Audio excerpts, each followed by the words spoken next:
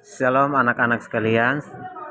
Di saat ini kita berjumpa kembali dalam pembelajaran pendidikan agama Kristen dengan tema Tuhan Pedoman Keluargaku. Pengertian keluarga. Keluarga merupakan kelompok atau persekutuan sosial yang paling kecil yang terdiri dari ayah, ibu, dan anak.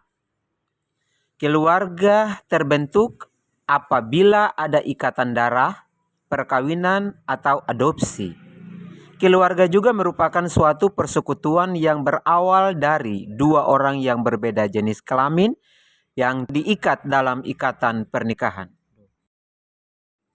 Ada dua bentuk keluarga dalam masyarakat, yaitu keluarga inti dan keluarga besar.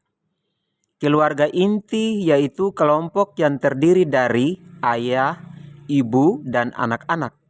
Atau keluarga yang terdiri dari pasangan suami istri dan anak-anak.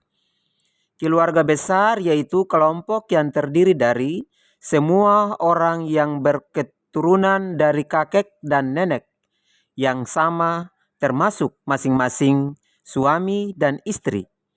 Keluarga besar adalah keluarga batih ditambah kerabat lain yang memiliki hubungan darah dan senantiasa dipertahankan seperti kakek, nenek, paman, bibi, sepupu, keponakan, dan sebagainya.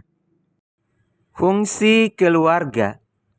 Setelah keluarga terbentuk, maka anggota keluarga memiliki tugas masing-masing. Satu pekerjaan yang harus dilakukan dalam kehidupan keluarga inilah yang disebut fungsi keluarga. Fungsi keluarga adalah sebagai berikut. Fungsi biologis berkaitan dengan pemenuhan kebutuhan biologis dan seks suami istri untuk menghasilkan keturunan, memenuhi kebutuhan gizi keluarga, serta memelihara dan merawat anggota keluarga secara fisik. Yang kedua, fungsi sosialisasi. Berhubungan dengan pertumbuhan kepribadian anak, serta memperkenalkan pola tingkah laku, sikap, keyakinan, cita-cita, dan nilai yang dianut oleh kelompok sosial atau masyarakat. Yang berikut, keluarga sebagai pusat pembentukan kehidupan rohani. Dari keluarga kita mempelajari pola-pola hubungan akrab dengan orang lain. Nilai-nilai, ide, dan perilaku yang berproses, hari demi hari, tahun demi tahun. Di samping keluarga juga terdapat sekolah, gereja, kelompok masyarakat, yang juga berperan membentuk jati diri dalam kehidupan rohani. Keluarga sebagai tempat bernaung kudus, maksudnya adalah keluarga merupakan tempat pencerminan, pembinaan, pertumbuhan yang memberdayakan anggota-anggota keluarga untuk berperan serta dalam tindakan kasih dan penyelamatan Allah yang terus berlanjut. Yang berikut adalah fungsi afeksi. Fungsi ini berhubungan dengan rasa, misalnya rasa kasih sayang, keintiman, perhatian, dan rasa aman yang tercipta dalam keluarga. Fungsi edukasi. Fungsi ini berkaitan dengan pendidikan untuk anak sesuai dengan tingkat perkembangannya, serta menyekolahkan anak untuk memberikan pengetahuan, keterampilan yang sesuai dengan bakat dan minat anak. Yang berikut, fungsi religius. Fungsi ini mendorong dikembangkannya seluruh anggota menjadi insan-insan agama yang penuh ketakwaan kepada Tuhan Yang Maha Esa, serta menunjukkan penghayatannya dan perilaku nilai-nilai agama. Yang berikut, fungsi proteksi. Fungsi ini bertujuan agar memberikan tempat yang nyaman bagi anggota keluarga dan memberikan perlindungan secara fisik, ekonomis, maupun psikologis bagi seluruh anggotanya. Yang berikut, fungsi rekreatif.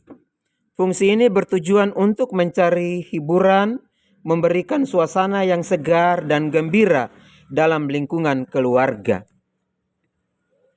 Fungsi ekonomis.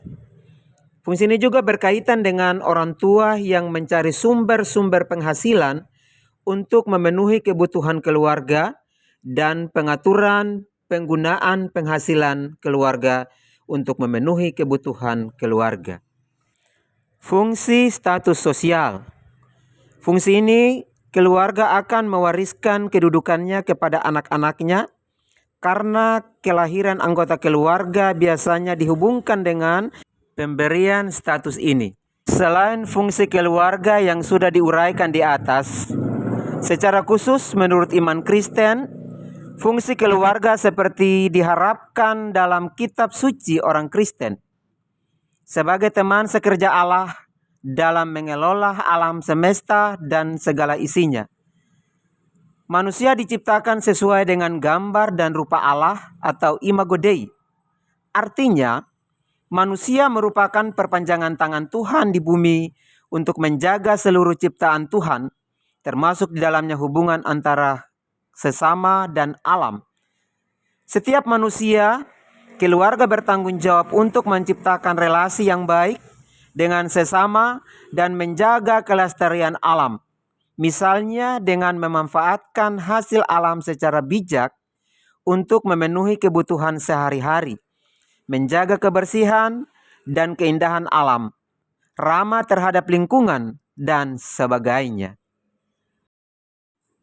Sebagai lembaga pendidikan utama dan pertama, kita bandingkan dalam Ulangan 6 ayat 4-9, yang pertama berarti belum ada lembaga lain yang dapat mendahului peran keluarga dalam pendidikan kepada anak. Yang utama berarti belum ada lembaga lain yang mengungguli perannya dalam pendidikan. Dengan kata lain, keluarga menjadi lingkungan dasar penerapan dan pembentukan nilai-nilai kehidupan sesuai dengan ajaran Kristiani. Sebagai wadah semua anggota keluarga dalam mengekspresikan kasih, kesetiaan, dan sikap saling menghormati dalam Efesus 5 ayat 22-23 dan Efesus 6 ayat 1-3, di sana jelaskan bahwa setiap anggota keluarga berkewajiban menciptakan lingkungan keluarga yang harmonis dengan menghayati dan melakukan ajaran-ajaran Kristiani sehingga dampaknya dapat terpancar dalam lingkungan masyarakat yang lebih luas. Baik, kita lanjut. Peran Allah dalam kehidupan keluarga. Tuhan adalah pribadi yang membentuk sebuah keluarga. Tuhan menciptakan manusia sepasang, yakni laki-laki dan perempuan.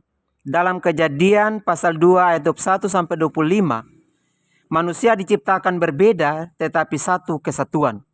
Artinya manusia diciptakan dalam dua jenis kelamin.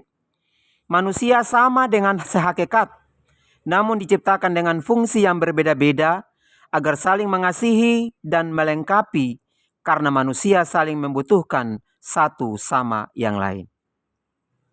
Keluarga Kristen merupakan keluarga yang mencerminkan kehidupan dengan dilandasi kasih dan sikap takut akan Tuhan, serta meneladani kehidupan Tuhan Yesus, sehingga menciptakan suasana Kristiani yang sejati dalam lingkungan keluarga maupun masyarakat. Keluarga Kristen beribadah kepada Tuhan sebagai keberadaan pokok dari keberadaan keluarga Kristen.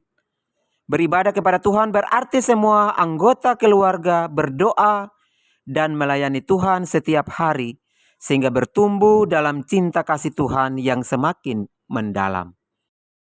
Ya, yang terakhir, keadaan keluarga pada masa sekarang terdapat banyak masalah dan pergumulan yang dihadapi.